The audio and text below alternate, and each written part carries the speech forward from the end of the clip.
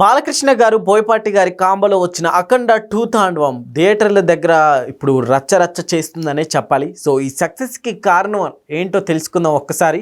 ప్రస్తుత స్టూడియోలో జర్నలిస్ట్ శ్రవణ్ కుమార్ గారు ఉన్నారు. ఇంటర్వ్యూలోకి వెళ్ళిపోదాం. Hello sir. హలో సార్, అఖండ విజయానికి గల కారణాలు ఏమిటంటే ఏం చెప్తారు సార్? అఖండ విజయం సాధించింది. చూస్తున్నాం మనం ఈ రోజుకు 12, 13, 14, 15 4 రోజులకు 100 కోట్ల వరకు అప్పుడే వస్తున్నట్టుగా కొంచెం సమాచారం అయితే వస్తుంది. 70 కోట్లు అని అఫీషియల్గా అనౌన్స్ చేశారు. సో మనకు అది కూడి ఎడమ అంతా కూడా కలిపితే ఒక 100 కోట్ల వరకు వచ్చి ఉండవచ్చు ఈ పాటికి మొదటి 4 రోజుల్లోనే.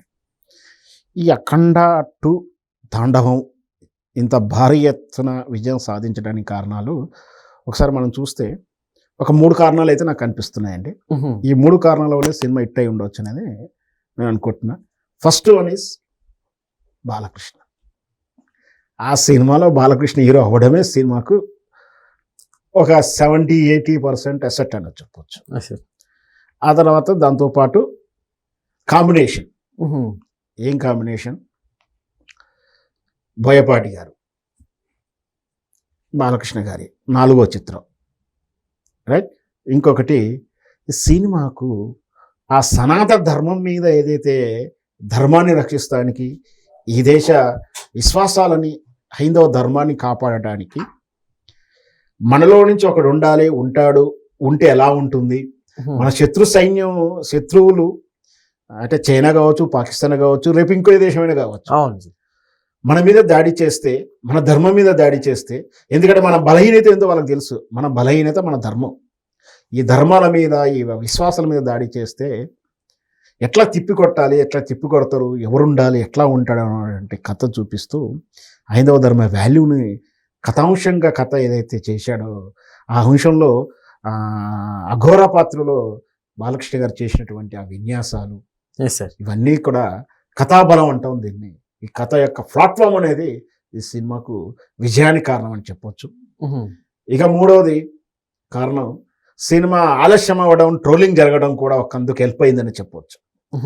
ఆలస్యం అయిన తర్వాత రకరకాలుగా ట్రోలింగ్ జరిగినాయి, సినిమా రాదు అని, పేలిపోయిందని, ఇట్లా చేసిన వాళ్ళంతా కూడా దీంట్లో దురదృష్టవశాత్తు ఏంటంటే రాజకీయ వర్గాలు ఎక్కువగా ఉన్నాయి.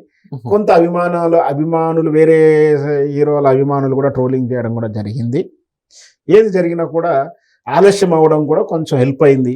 సో ఈ 3 కారణాల వల్ల అఖండ విజయం సాధించిందని నేను చెప్తాను. మనకు శ్రీకృష్ణుడు, రాముడు అంటే ఎవరు గుర్తుకొస్తారు? ఆ తర్వాత వేరే నట్లు వేసినప్పుడు కూడా అంతా రామారావు గారు తప్పించి ఇంకో పాత్ర వేరే వాళ్ళు రాముల్లో కృష్ణుడిగా చూడడానికి ఫస్ట్ సెకండ్ అయితే మనకు అది ఒప్పుకోదు.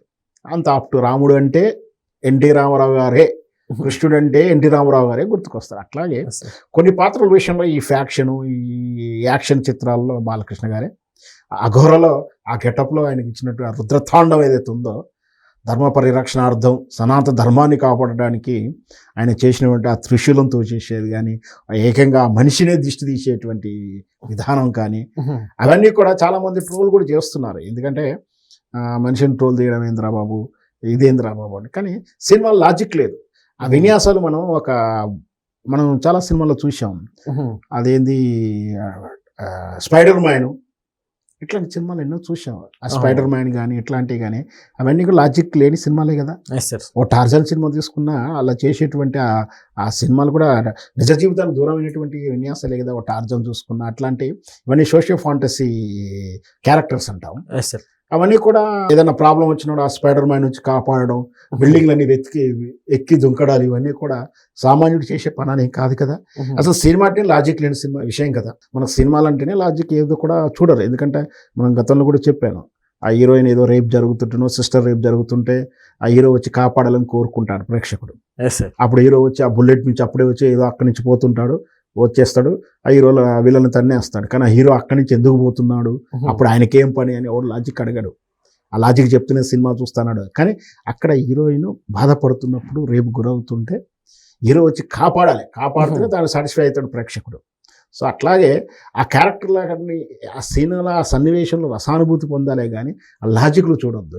అందుకనే ఆ రసానుభూతి అధికంగా ఉంది కాబట్టి ఆ సినిమా అఖండ చిత్రంలో బాలకృష్ణ గారి అఘోరి పాత్ర అంత అద్భుతంగా ఉంది కాబట్టే సినిమా ఇంత సూపర్ డూపర్ హిట్ అయింది.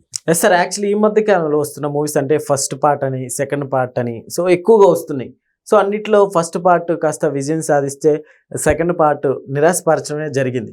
బట్ అఖండాలో ఇది కుదరలేదంటే ఏం చెప్తారు? మంచి ప్రశ్న అడిగారు మీరు. సహజంగా గతంలో ఎప్పుడో ఒక సినిమా మాత్రమే సీక్వెల్ వచ్చేది. ఆ సీక్వెల్ చాలా తక్కువ, చాలా అరుదు. కానీ ఈ మధ్యకాలంలో ఏదో ఒక సినిమా రిలీజ్ అవుతే దాని వెనకాలే సీక్వెల్ వచ్చేస్తుంది. అంటే ముందు అనుకోరు కథ విషయంలో, ఇది ఒక కథ ఉంది, దాని తర్వాత రెండో పార్ట్ ఇవ్వాలనుకున్నారు. బాహుబలి లాంటి చిత్రం మాత్రమే పార్ట్ 2 కానీ ముందుగా అనుకున్నారు. ఇక మనం ఉదాహరణకు చెప్పాలంటే డీజే టిల్లు, దాంట్లో ముందు అనుకుంది కదా, తర్వాత సూపర్ హిట్ అయిందని చెప్పి 2 కూడా తీశారు. అట్లాగే ఇక్కడ అఖండ కూడా 1 తర్వాత 2 తీశారు. అఖండ 1 ఎంతైతే హిట్ అయిందో, ఎంతైతే ప్రేక్షధారణ పొందిందో, ఈ అఖండ 2 కూడా అంతే ఉంది. ఇంకా ఇప్పుడు చర్చ జరుగుతుంది ఏమంటే అఖండ 3 కూడా రాబోతుంది, కథ ఇదే ఇలానే ఉంటుందని రకరకాలుగా సోషల్ మీడియాలో అయితే చర్చించుకుంటున్నారు. అఖండ 3 కూడా చేస్తారు అని.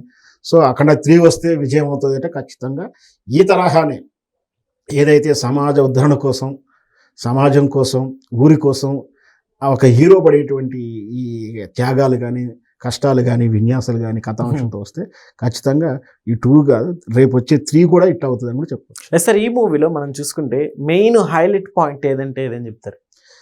మెయిన్ హైలైట్ పాయింట్ అఖండాలో బాలకృష్ణ క్యారెక్టర్ అని చెప్పాలి. దాంట్లో అఘోర క్యారెక్టరు ఏదైతే సనాతన ధర్మం కోసం, ధర్మాన్ని కాపాడడానికి, దేశాన్ని కాపాడటానికి, ఈ సమాజాన్ని కాపాడడానికి ఎప్పటికి కూడా ఒక శక్తి, ఒక యుక్తి లేదా ఒక వ్యక్తి ఉండాలనేది ఏదైతే ఉంటుందో, ఆ వ్యక్తి లాంటి వాళ్ళు ఏ విధంగా ధైర్యానికితో ఆ శత్రువులను ఎదిరిస్తారు, ఇవన్నీ ఏదైతే ఉందో బాలకృష్ణ క్యారెక్టర్లో ఉంది.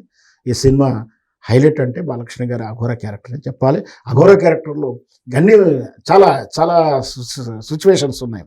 హనుమంతుడు వచ్చే విషయంలో కానీ, ఆ శివతాండ విషయం కానీ, ఆ త్రిశూల ఫైటింగ్ విషయంలో కానీ అన్నీ కూడా చాలా బాగున్నాయి. ఈ సినిమా ఎసెట్టే అఘోర పాత్ర.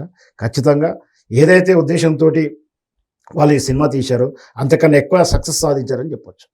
Okay sir, thank you.